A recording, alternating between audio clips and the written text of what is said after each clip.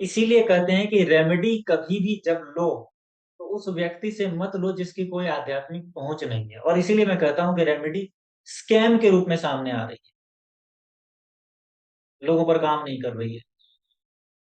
फिर भी लोग रेमेडी के लिए पागल हैं, क्योंकि उनकी आंतरिक चेतना ये कहती है कि कहीं सॉल्यूशन तो होना चाहिए ना।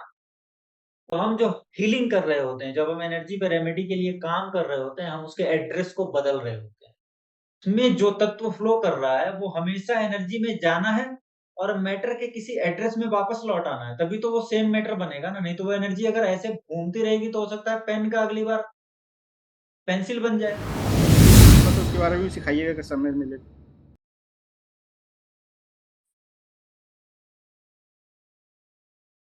देखिए होता क्या है जनरली, एस्ट्रोलॉजी में जब हम इंटर करते हैं तो एस्ट्रोलॉजी के साथ ही हमारे पास एक चीज जो आती है वो है रेमेडी। ना मतलब हम ये समझते हैं कि हमारे पास समस्या आई तो सॉल्यूशन होना चाहिए। बिल्कुल सही बात है। और समस्या है तो सॉल्यूशन होगा भी, हाँ। सीधी सी बात है। तो ये बिल्कुल वैसा ही है जैसे ताला है तो चाबी भी होगी। लेकिन हमें ध्यान रखना है कि ताला और चाबी ये दोनों एक ही टाइम में बनाई गई, और बिल्कुल। हर ताले की अलग अलग चाबियां हैं। तो वैसे ही जब आपके सामने कोई रेमेडी के लिए आता है या फिर आप रेमेडी की बात जब आप करते हैं, तो रेमेडी अभी अगर आप देखने जाएं तो एस्ट्रोलॉजी के लिए हर व्यक्ति रेमेडीज दे रहा है। चार्ट देखेंगे लोग, रेमेडी क्रिएट करेंगे और रेमेडी देंगे। लेकिन अगर आप पूछने जाएं 100 लोगों में से कितने लोगों पे रेमेडी काम की, तो आपको 95 लोग बोलेंगे कि रेमेडी काम नहीं की। कारण है, कारण क्या है? और इसीलिए मैं ये कहता हूं कि रेमेडी जो है ना वो स्कैम है। एक्चुअली स्कैम नहीं है, लेकिन हम जिस प्रकार से यूज में ला रहे हैं ना उस प्रकार से स्कैम है। कैसे? एस्ट्रोलॉजर ने एस्ट्रोलॉजी पढ़ने में तो माथा खपाया, लेकिन रेमेडी के लिए व्यवस्था नहीं की। एस्ट्रोलॉजिकल रेमेडी सिर्फ और सिर्फ एनर्जिकल रेमेडी है, क्योंकि आप एस्ट्रोलॉजी में क्या कर रहे हैं, एनर्जी को पढ़ रहे हैं ना। बिल्कुल। आप जो ग्रह हैं उसकी एनर्जी को पढ़ते हैं और उसके हिसाब से प्रेडिक्शन करते हैं। तो जहां से ताला आ रहा है चाबी भी वहीं से आनी चाहिए ना। और सारी रेमेडी जिसकी हम बात करते हैं वो एनर्जी बेस्ड होती है। और एनर्जी किन चीजों में है? एनर्जी कभी भी किसी भी फिजिकल पदार्थ में उसके फिजिकल फॉर्म में नहीं होती है, क्योंकि हर पदार्थ एनर्जी भी और मैटर भी है। हमारा जो वेदांत है, हमारा जो पूरा साइंस है, वो ये कहता है कि कुछ भी फिजिकल मैटर कुछ है ही नहीं। मैटर का कोई अस्तित्व ही नहीं है। और आपको बताता हूं मैं एक बात। रिसर्च ये कहता है कि हर सेकंड हम जो बॉडी को देख रहे हैं ना, जो हमें जो बॉडी दिखाई देती है, ये बॉडी हमारी फिजिकल बॉडी है। हार्ड है, ये हार्ड नहीं है, यहाँ कुछ नहीं है जिसको हम ऐसे उंगली करते हैं और ये टकराता है। यहाँ कुछ है नहीं टकराने वाला। एक्चुअली एनर्जी और मैटर एक ही तत्व, इस दोनों में इतनी तेजी से घूम रहा होता है, ये फ्रिक्वेंसी इतनी तेज है कि हमें ये फील होता है कि ये हार्ड हो गया, मैटर के रूप में मौजूद है।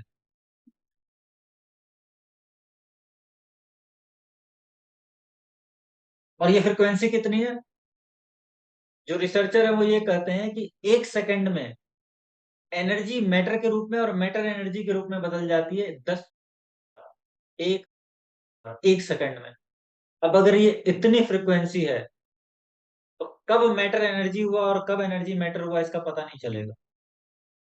और रेमेडी के लिए भी यही चीज काम करती है। आप रेमेडी से मैटर को सुधारने का प्रयास कर रहे हैं, लेकिन आप काम कहाँ कर रहे हैं? एनर्जी पर। करेंगे आप काम कहाँ? एनर्जी पर।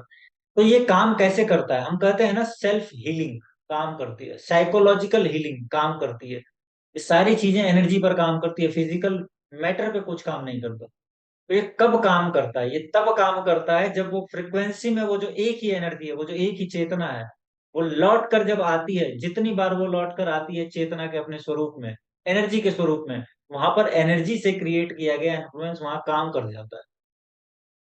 और बार बार जब वो चेंज हो रहा है ना, तो आप समझिए ना कि मैटर तो एक्चुअली है ही नहीं, और मैटर को हम बदलेंगे तो इसका मतलब कि कोई चीज कहीं पहुंच रही है अपनी पिछली मेमोरी के साथ, कि मुझे फिर वहीं पहुंचना है जहां से मैं आई हूँ। बस वहां पर मैटर से जो चीज एनर्जी के रूप में आ रही है और फिर एनर्जी से मैटर के रूप में आ रही है, वो अपने पास एक कोड लिए हुए है ना, कि मैं यहाँ जाऊंगी और फिर मुझे वहां लौट जाना है, फिर वहां जाऊंगी और फिर वहां लौटना है।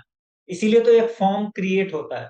मेरे हाथ का फॉर्म, अगर इसकी इस उंगली की एक एनर्जी है जो ये कहती है कि मैटर है ही नहीं, और अगर ये 1024 बार बदल रहा है, तो इसमें उंगली के होने की पूरी कोडिंग होगी उस एनर्जी के तत्व में, और वो उसकी मेमोरी रखता है। नहीं तो ये तो बदल जाएगा ना। अगर मेमोरी नहीं रखेगा तो बदल जाएगा, कुछ और फॉर्म हो जाएगा। इसीलिए जो जानकार हैं वो ये कहते हैं कि फॉर्म जैसा कुछ है ही नहीं। जब हमने ये सुना है ना कि जो बहुत पहुंचे हुए लोग होते हैं वो अपना स्वरूप बदल लिया करते थे। एक आदमी जो मेरी तरह दिखता है, वो तुरंत आपकी तरह आपका रूप धारण कर सकता है। ये सब चीजें तो हमारी माइथोलॉजी में है। कैसे धारण करता है वो? क्योंकि उसे उस तत्व का, उस फैक्टर का पता है कि एक्चुअली मैटर जैसा कुछ है ही नहीं, वो एनर्जी ही फ्लो कर रही है। तो हम उसके एड्रेस को बदलेंगे और वो दूसरा स्वरूप ले लेगी, क्योंकि जब वो लौट के आएगी तो बदल जाएगी। तो हम जो हीलिंग कर रहे होते हैं, जब हम एनर्जी पे रेमेडी के लिए काम कर रहे होते हैं, हम उसके एड्रेस को बदल रहे होते हैं। हम कहते हैं ना कि पानी पर अगर कोई व्यक्ति मंत्र के साथ प्रयोग करे, तो वो शरीर के लिए हेल्थ पैदा कर सकता है, फिर वो पानी हेल्दी हो जाए। तो क्या ये सब एनर्जी पे काम कर रहा है? तो जब हम एनर्जी पर काम कर रहे हैं, जब हम रेमेडी को यूज कर रहे हैं, और अगर हमें नहीं पता है कि एनर्जी का विज्ञान कैसे काम करता है, तो फिर हम प्रॉब्लम में आएंगे। अब एनर्जी के विज्ञान का एक्सेस कैसे मिले आपको? क्योंकि हम तो अपने आप को मैटर के रूप में जानते हैं, और एक्सेस हम उसी चीज का ले सकते हैं जिस चीज को हम जान लें। जैसे आप कंप्यूटर को जान लें, तो आप कंप्यूटर का एक्सेस ले लेते हैं, आपको आता है फिर कंप्यूटर कैसे यूज करना है। आप मोबाइल को जान लें, तो आप मोबाइल का एक्सेस ले लेते हैं। जिन चीजों को हम जान नहीं पाते, जिनके बारे में अवेयरनेस नहीं है, उनका एक्सेस हमें नहीं मिल सकता। तो एनर्जी का एक्सेस तब मिलेगा जब आप एनर्जी को जान लें। और एनर्जी को जाना कैसे जा सकता है? फील करके। जब मैं कहता हूं कि हम किसी चीज को जान लें, तो उसका एक रास्ता है फील करना। जब आप किसी चीज की फीलिंग में आ जाते हैं, जब आप किसी चीज को फील करने लगते हैं, तो फिर उस चीज को आप जान लेते हैं। और जान लिया, तो फिर आप उसको और जानने का प्रयास करते हैं, और जितना ज्यादा आप जानेंगे, उतना ही ज्यादा आप उसकी हार्मनी से वाकिफ होते चले जाएंगे, उसकी एनाटॉमी से आप वाकिफ होते जाएंगे। और रेमेडी का विज्ञान ऐसे ही काम करता है। इसीलिए कहा जाता है, मैं ये कहता हूं कि रेमेडी को पढ़ने के लिए किसी स्पेसिफिक साइंस को पढ़ने की जरूरत नहीं है। कोई आपको नहीं बता सकता कि अगर ये प्रॉब्लम है चार्ट में, तो इसकी स्पेसिफिक रेमेडी क्या होगी। लेकिन आप में इतनी क्षमता पैदा की जा सकती है कि आप चार्ट में कोई प्रॉब्लम देखें और तत्काल उसके लिए एक रेमेडी बना के व्यक्ति को दे दें। अब वो डिपेंड करेगा, एक ही प्रॉब्लम के लिए मैं अलग रेमेडी बनाऊंगा, और ललित जी बैठे हैं वो अलग बनाएंगे, शिवांगी मैम बैठी है वो अलग बनाएंगी, और वो दोनों काम करेगी। इधर प्रियंका मैम कुछ और बना रही है, वो भी काम करेगी। क्यों? क्योंकि एक्चुअली जब आप एनर्जी की हार्मनी में आ रहे हैं, तो आप उस हार्मनी से, अपनी अंदर मौजूद एनर्जी से जो कम्युनिकेशन हो रहा है, उस कम्युनिकेशन से आप एक चीज निकाल कर व्यक्ति को दे रहे हैं। यार इसीलिए बात सही है, एक एग्जाम्पल दूं। जैसे मरकरी वीनस, आपने गाय को चारा बताया, तो मैं मरकरी वीनस देखती हूँ तो मुझे जो है विष्णु जी और लक्ष्मी जी एक साथ दिखते हैं। तो हर किसी का अपना अपना मेथड हो गया देखने का। तो तो वही मैं कह रहा था कि अब अगर व्यक्ति इस प्रकार से एनर्जी के बेस पर काम करे, तो वो अगर मिट्टी उठा कर भी दे रहा है ना, और हमारे पास तो गांव में ऐसे लोग रहे हैं जो विभूति देकर, जो जो राख होती है वो देकर व्यक्ति को ठीक कर देते हैं। जिनमें विभूति है, विभूति एक स्टेट है जहां पर चेतना पहुंचती है। वहां पहुंचने के बाद अगर आप राख भी उठाकर व्यक्ति को देते हैं, तो वो काम करती है। क्यों? क्योंकि एक्चुअली वो राख कुछ काम नहीं करेगी। आपने उस राख के पीछे से जो एनर्जी पास की है ना, अब आप क्या कर रहे हैं, सारे मैटर्स एनर्जी और मैटर के बीच में झूल रहे हैं, और आपकी पहचान है एनर्जी से। तो आप जिस भी मैटर के पीछे एनर्जी डालकर भेजेंगे, और जहां वो जाएगा वहां पर एनर्जी के रूप में वो काम करने लगेगा। आप समझ रहे हैं कितना गहरा विज्ञान है? आपने राख में जो मैटर की तरह दिखती है, लेकिन वो मैटर है नहीं, लगातार मैटर और एनर्जी के बीच में उसका फ्लुएंस चले जा रहा है। उसमें जो एनर्जी का तत्व है, जो एनर्जी का एड्रेस है, उसमें आपने कुछ डाल के अपनी चेतना से भेजा, और जब आपने भेजा तो वहां वो जाकर जिस भी मैटर पे काम करेगी, जैसे एक व्यक्ति उसको खा लेगा, तो व्यक्ति मैटर उसको खा रहा है, लेकिन मैटर जिस मैटर को खा रहा है उसके साथ ही वो एनर्जी भी इनटेक हो जा रही है, और वो एनर्जी उस मैटर के एनर्जी के साथ जब मिलेगी तो वहां एड्रेस में बदलाव कर देगी,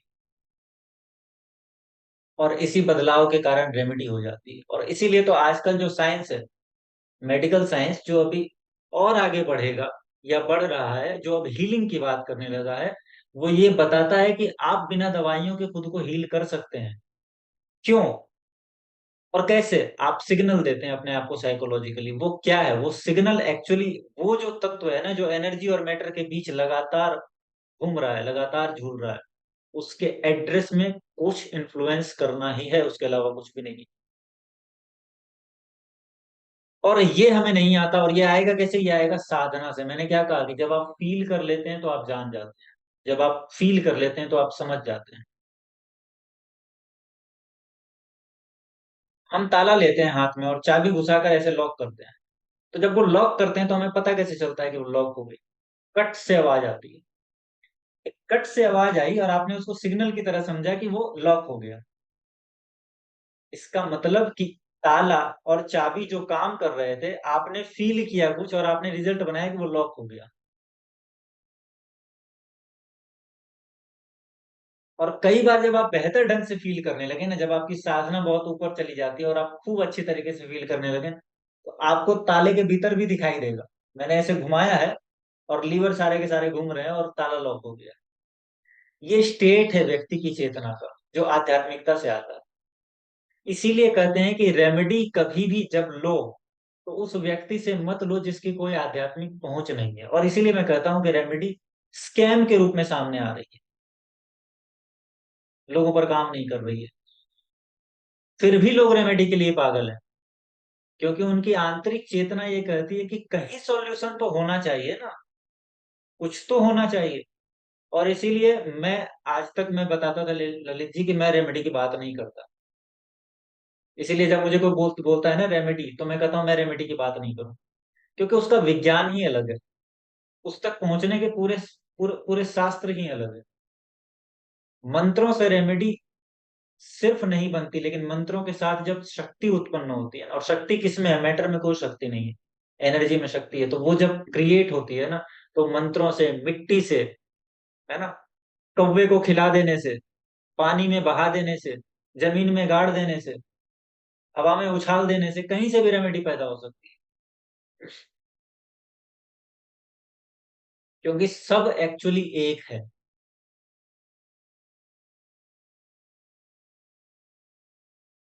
तो साधना जरूरी है। जब व्यक्ति में साधना होगी तो फीलिंग आएगी, जब वो फीलिंग आएगी ना, तब वो उस विज्ञान को जान लेगा कि अब कैसे रेमेडी देनी है, क्या रेमेडी देनी। उसके बाद तो वो अगर कहेगा ना व्यक्ति को कि तुम सुबह छत पे चले जाना, सुबह उठ के, और 15 मिनट शीर्षासन कर लेना, रेमेडी हो गई।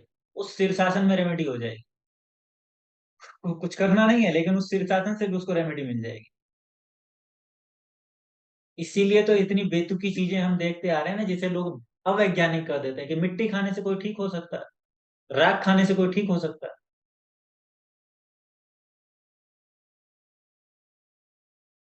किसी की बलि देने से किसी की जान बच सकती है। लेकिन ये सब तो होता है, और होता रहा है कई सालों से। लेकिन अब उसके पीछे का विज्ञान हमारे हाथ में पूरा पूरा नहीं आ पा रहा, क्योंकि हम एस्ट्रोलॉजी की प्रैक्टिस कर रहे हैं, गणितीय ढंग से इसको समझ रहे हैं, फील नहीं कर रहे। हमारे सेंसर्स कमजोर हैं। सेंसर्स तेज हो जाएंगे, और आप देखिए ना, जिनके सेंसर्स बहुत अच्छे हैं रेमेडी देने के लिए, वो हर किसी को रेमेडी देते भी नहीं। वो चुनाव होता है एक्चुअली। वो ऐसा नहीं है कि हर व्यक्ति जो आ रहा है उसको सबको रेमेडी देते चले जा रहे हैं। दो प्रकार की स्थितियां बनती है, या तो उस व्यक्ति के पास वही आएंगे जिनको रेमेडी चाहिए, या फिर जितने भी आ रहे हैं उसमें से वो चुनाव करेगा कि किसको रेमेडी देनी है।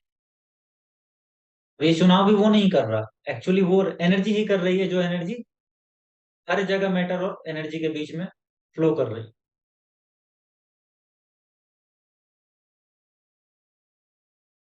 ठीक है ललित जी। तो ठीक सर। जब आपको कोई बोले ना कि आप रेमेडी दो, अपने को ये समझाना है कि रेमेडी देना एक काबिलियत रखता है। क्योंकि एस्ट्रोलॉजी को समझना तो अपने आप में बहुत गणितीय ढंग से हो सकता है, रेमेडी देना गणितीय ढंग से नहीं हो सकता है, क्योंकि आप देते हैं कुछ। और हम्म। दूसरी बात कि जब व्यक्ति लगातार रेमेडी देने लगता है, तो एक एक और गणित आप देखिए कि कोई भी रेमेडी अगर खुले में की जाए, सबको बता के की जाए, तो उसका जो पावर है वो कम हो जाता है। छिपा के रेमेडी करनी पड़ती है, ठीक कोई है। जाने ना।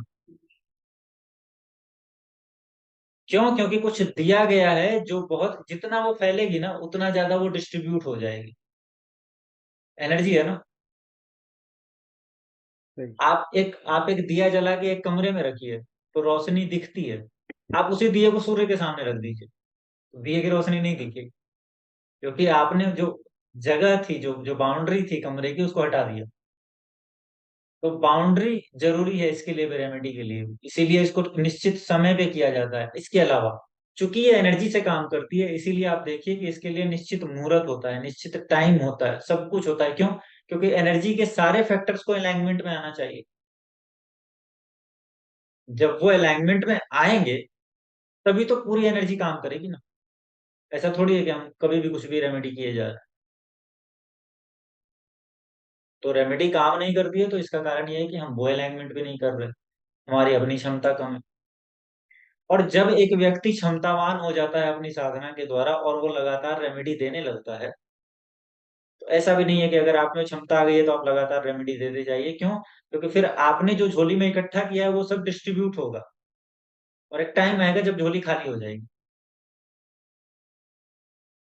इसीलिए कहते हैं एस्ट्रोलॉजर्स को लगातार साधना करते रहो, लगातार, क्योंकि वो तुम्हारे प्रोटेक्शन के लिए भी जरूरी है। अगर झोली तुम्हारी खाली हो गई, तो वो पावर जिसका तुम इस्तेमाल रेमेडी देने के लिए करते थे, वही पावर तुम्हें प्रोटेक्ट भी कर रही थी।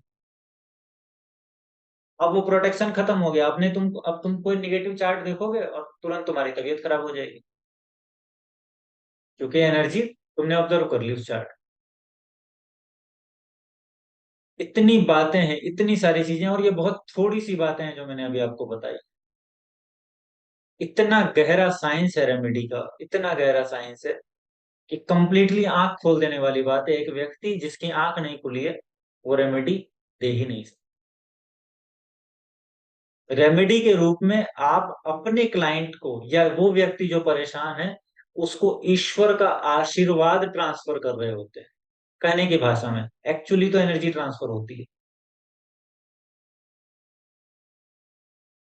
और जो ये नहीं कर सकता, उसके लिए रेमेडी स्कैम है। ठीक है। सर एक चीज और ऐड करूं इस पे ना। हम्म। सर कल मेरे पास एक चार्ट आया था, मतलब उसके सेकेंड हाउस उसको चाहिए कि उसका इनकम बहुत अच्छा है, उसको और इनकम चाहिए। तो मैंने देखा कि उसका सेकेंड हाउस बहुत खराब है, मतलब सेकेंड हाउस में राहु है, केतु का एक्सेस है, मार्स का दृष्टि है, और शायद डेबिटेटेड कुछ प्लैनेट भी था। तो मैंने कहा कि घर मतलब अपने बेटे बच्चों का हैबिट चेंज करो, और वो जगह ठीक करो। नहीं, वो जगह नहीं ठीक करना है, मुझे इनकम है चाहिए। बच्चों के साथ टाइम स्पेंड करो, तो बच्चों के साथ टाइम स्पेंड नहीं करना, पैसा कमाना और पैसा चाहिए। मीन्स लोगों को ऐसा रेमेडी चाहिए, और जो जगह खराब है वो ठीक नहीं करना है। बात ही अलग है। बोले आप कुछ नहीं दे सकते, मैंने नहीं, हम कुछ नहीं दे सकते, आप वो ठीक कर लो, वो ज्यादा अच्छा है। तो सेकंड हाउस में राहु है ना, वहां तो वो तो मांगता है, और चाहिए मुझे, और चाहिए। वहां तो कभी महत्वाकांक्षा पूरी नहीं होगी ना। नहीं सर, मंगल का फोर्थ दृष्टि है। सब ऐसे ही था, मुझे चार्ट अभी याद नहीं है। उसमें तो वैसे ही बहुत सारा पैसा है, चिंता की बात ही नहीं है उसको। हाँ, लेकिन उसके बाद भी उसको चाहिए, अटका हुआ पैसा है वो भी और चाहिए, वो और चाहिए, पैसे वो लालसा खत्म नहीं हो रही है उनकी। तो ऐसे लोगों के सामने तो हाथ ही जोड़ने में फायदा है। सर ये मैंने यही किया, मतलब कि मेरे पास कोई रेमेडी नहीं है, आप और किसी के पास देख लो। जो जगह खराब है वो ठीक करो, नहीं वो नहीं करना। ठीक है ललित जी, आपको समझ आया रेमेडी का मामला? जी सर, यही अब यही समझ आ यही गया होगा कि जब कोई रेमेडी की बात करता है तो मैं सीधे से क्यों काट देता हूँ उसको। एक ही लाइन में कि मैं रेमेडी की हम भी बात है ना। यही करते आए हैं। उसकी आप तो ऐसा नहीं है कि मैं रेमेडी दे नहीं सकता, और ऐसा भी नहीं है कि रेमेडी के बारे में बहुत कुछ बता पाना मुश्किल है। बात असल में यह है कि किसी भी चीज के लिए परफेक्ट एनवायरनमेंट आवश्यक होता है ना। सर मैं कुछ पूछना चाह रही थी, जैसे सर अब ये हम लोग तो जो देख रहे हैं हमें पता चल रहा है ये बीमारी होगी ये बीमारी होगी, लेकिन सर इसकी कोई रेमेडी तो है नहीं, क्योंकि डेस्टिनी में जो लिखा गया है वो तो होगा ही रहेगा। आप करेंगे तो फिर रेमेडी कर लीजिए, लेकिन फिर वो तो एक बार आप रेमेडी कर लिए फिर वो आगे आएगा फिर। वही कुछ चीजों वही की सर। रेमेडी कुछ चीजों की रेमेडी है, कुछ चीजों की नहीं है रेमेडी।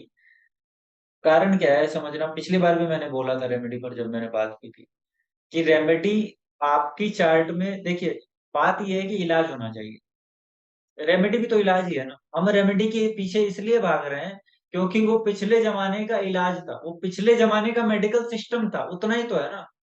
इस जमाने में जो मेडिकल सिस्टम है वो भी रेमेडी ही है, इसलिए हम रेमेडी के पीछे भाग रहे हैं। असल में इस जमाने में जो है वो उस जमाने में नहीं था, तो हम रेमेडी करते थे।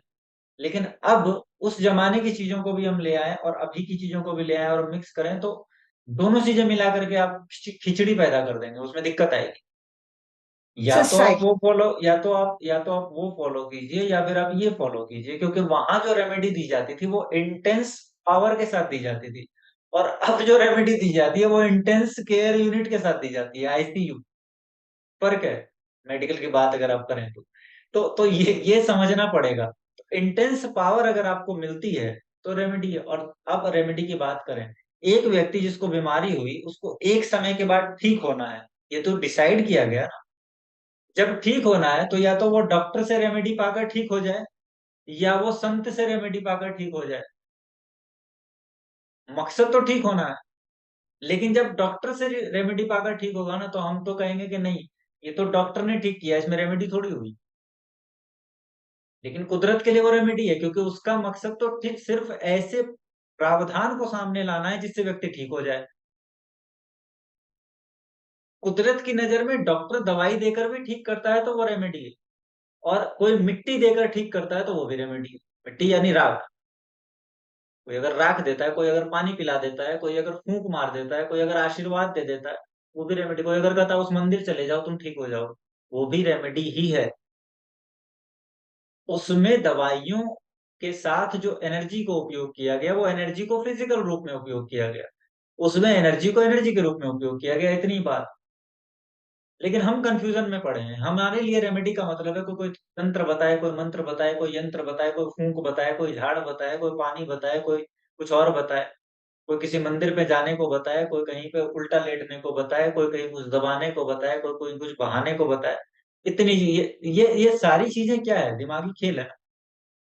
हम अगर एनर्जी को समझते हैं, हम अगर ये समझ जाते हैं कि मैटर जैसा कुछ अस्तित्व में ही नहीं है, तो बात खत्म हो गई।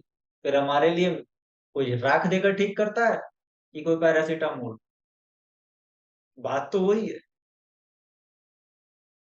बात तो वही है, आपने बस फॉर्म बदल दिया। सर जैसे साइकोलॉजिकली। जैसे जैसे जैसे साइकोलॉजी का भी असर पड़ता है, साइकोलॉजी में बहुत कम है।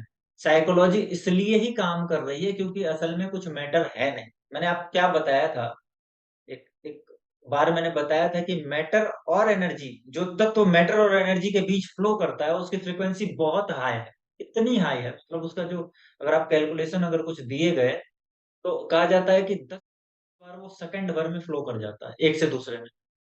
और हम पकड़ नहीं पाते कि कब वो एनर्जी में है और कब वो मैटर में है। इसीलिए तो हमें ये हाथ ठोस दिखता है, लेकिन सारे शास्त्र और आध्यात्म की गहरी जड़ें ये कहती है कि कुछ मैटर नहीं, ये ठोस है नहीं। ये है बहुत ऐसा है कि आप उंगली आर पार कर सकते हैं, ये ऐसा है। और इसी विज्ञान का उपयोग करके तो एक व्यक्ति शरीर के रूप को बदल लिया करता था।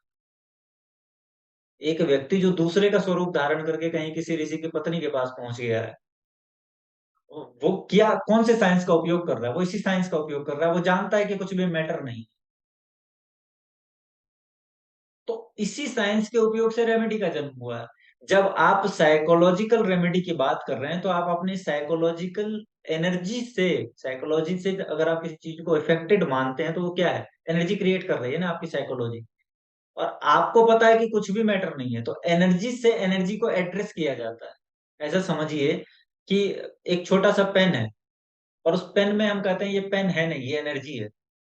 और अगर वो एनर्जी है तो इसका मतलब कि उसमें जो तत्व फ्लो कर रहा है वो हमेशा एनर्जी में जाना है, और मैटर के किसी एड्रेस में वापस लौट आना है, तभी तो वो सेम मैटर बनेगा ना। नहीं तो वो एनर्जी अगर ऐसे घूमती रहेगी तो हो सकता है पेन का अगली बार पेंसिल बन जाए। आप समझ रहे हैं? तो इसका मतलब कि उस एनर्जी में एड्रेस है कि तुमको इतने फ्लो में जाना है और वहां से लौट के आना है, तो इसी फॉर्म को तुमको फिर से लेना है। नहीं तो तुम पेन से पेंसिल बन जाओगे अगर तुम फॉर्म का एड्रेस नहीं रखोगे कि तुम्हारा फॉर्म क्या था। और इसी साइंस को जब व्यक्ति समझता है तो वो ये जानता है कि असल में कोई फॉर्म है ही नहीं, वो सारा एड्रेस का खेल है। और जब आप साइकोलॉजिकली इफेक्टेड कर रहे हैं किसी चीज को, साइकोलॉजिकली आप किसी को बीमार कर रहे हैं, या साइकोलॉजिकली आप किसी को ठीक कर रहे हैं, तो आप उस एड्रेस में बहुत धीमे से बदलाव कर रहे हैं, क्योंकि अभी उसमें एड्रेस ये आ गया है किसी एरर के कारण कि वो बीमारी तक पहुंच रहा है। वो जो मैटर है, शरीर में कुछ बीमारी हो गई है, तो वो जो मैटर और एनर्जी के बीच का फ्लो है, वो एड्रेस वो पा गया है जिसमें कि वो मैटर को बीमार कर रहा है। तो इस बाहर से दिए गए फ्लो के कारण वो हम धीरे धीरे धीरे धीरे उस एड्रेस को चेंज करने लगते हैं उस फ्लो में। तो वो जो मैटर था जो बीमार था, वो धीरे धीरे धीरे धीरे रिपेयर होने लगता है। यही तो हीलिंग है, और क्या है? यही तो हीलिंग है।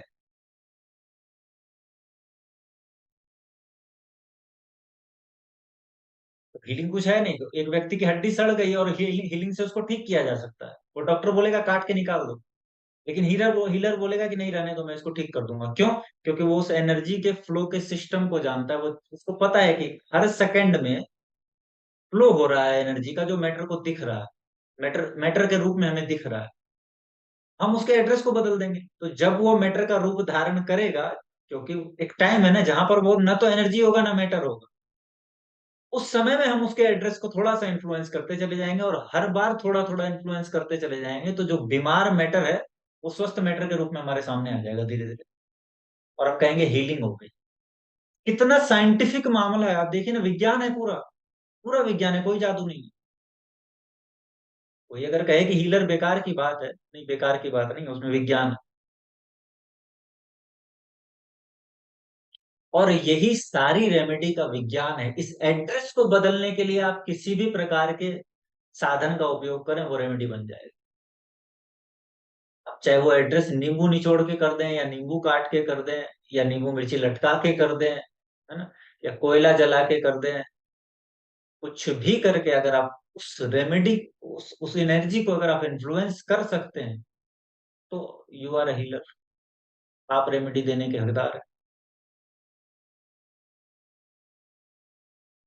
समझ तो आ रही है ना आपको मैं क्या समझाना चाह रहा हूँ? ये जो मैं बताना चाह रहा हूँ बहुत गहरी बात है। मतलब वो वही समझ सकता है जो इमेजिन कर पाए उस चीज को।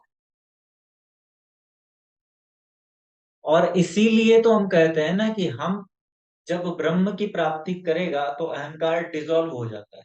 वो चीज डिसॉल्व कैसे हो सकती है जिसका अपना अस्तित्व है?